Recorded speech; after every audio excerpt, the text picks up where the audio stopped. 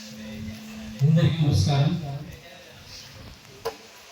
ఈరోజు మన రాష్ట్ర ముఖ్యమంత్రి వర్యులు శ్రీ నారా చంద్రబాబు నాయుడు గారు మరియు ఉప ముఖ్యమంత్రి వర్యులు అన్నిదల శ్రీ పవన్ కళ్యాణ్ గారి ఆదేశాల మేరకు బి తాండ్రపాడు గ్రామంలో ఈరోజు గ్రామ సభను ఏర్పాటు చేసిన మన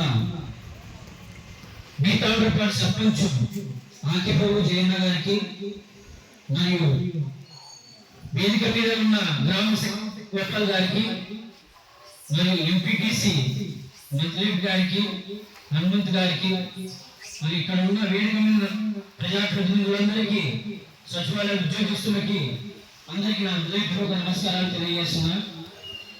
ఈరోజు మహాత్మా గాంధీ కలలు కన్నా గ్రామ స్వరాజ్యం అనే వేదిక ద్వారా నేను తెలియజేస్తుంది ఏంటంటే గ్రామంలో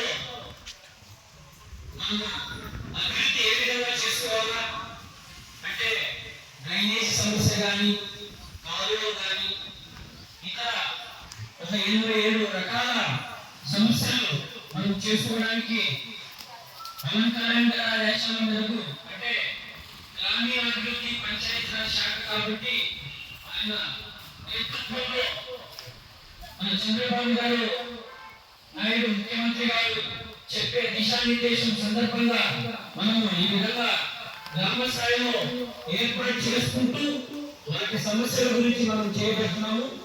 ఈరోజు 13,326 గ్రామాల్లో ఒకే రోజు అంటే ప్రతి గ్రామంలో అంటే అన్ని గ్రామాల్లో సభ ఏర్పాటు చేయడం శుభపరిణామం. కాబట్టి మహాత్మా కలలు కన్నా గ్రామ స్వరాజ్యాన్ని ఏర్పడుతుందని తెలియజేస్తున్నారు. మరి ముఖ్యంగా గత ప్రభుత్వంలో గ్రామీణ అభివృద్ధి పథకం ద్వారా 45,776 కోట్లు అంటే కేంద్ర ప్రభుత్వం విడుదల చేస్తే ఈ ప్రభుత్వం దేనికి ఖర్చు చేసిందో సర్పంచులు తెలియకుండా ఎంపీటీసీలు తెలియకుండా ఇక్కడ ఉండే ఉద్యోగస్తులు తెలియకుండా చేశారు. కాబట్టి ఈ ప్రభుత్వం 4,500 రూపాయలు విడుదల చేసింది.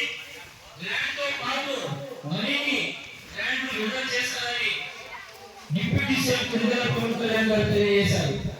దాని గాను గ్రామ సభల్లో ఇలాంటి విషయాలు మనం వ్యక్తం చేస్తూ 87 రకాలు అంటే జాతీయ గ్రామీణ ఉపాధి హామీ పథకంలో ఈ మహాత్మా గాంధీ ఉపాధి హామీ పథకంలో మనం చేసుకుంటూ మనమే మన బి తాండ్రపాడు గ్రామాన్ని అభివృద్ధి చేసుకోవడానికి అవకాశం ఉంది. మనమే పరిపాలించుకోవచ్చు. కాబట్టి ఇక్కడ ఉండే సర్పంచ్ గారు కానీ ఎంపీటీసీ గారు కానీ ఇక్కడ ఉండే సెక్రటరీస్ ఉద్యోగస్తుల ద్వారా మనమే పరిపాలించుకోవాలని తాండ్రపాడుని అభివృద్ధి చేసుకోవాలని నేను తెలియజేస్తూ మరి ముఖ్యంగా రాబోయే రోజుల్లో మనకి మంచి అవకాశాలు మంచి అభివృద్ధి ఈ ఎన్డీఏ కూటమి ప్రభుత్వము కేంద్ర ప్రభుత్వం ఉండే శ్రీ నరేంద్ర మోదీ గారు సహాయ సహకారాలు అందిస్తారు. కాబట్టి రాబోయే రోజుల్లో మనం తాండ్రపాడు గ్రామాన్ని అభివృద్ధి చేసుకుంటామని నేను ఆశిస్తున్నాను. నాకు ఈ అవకాశం కల్పించిన పెద్దలందరికీ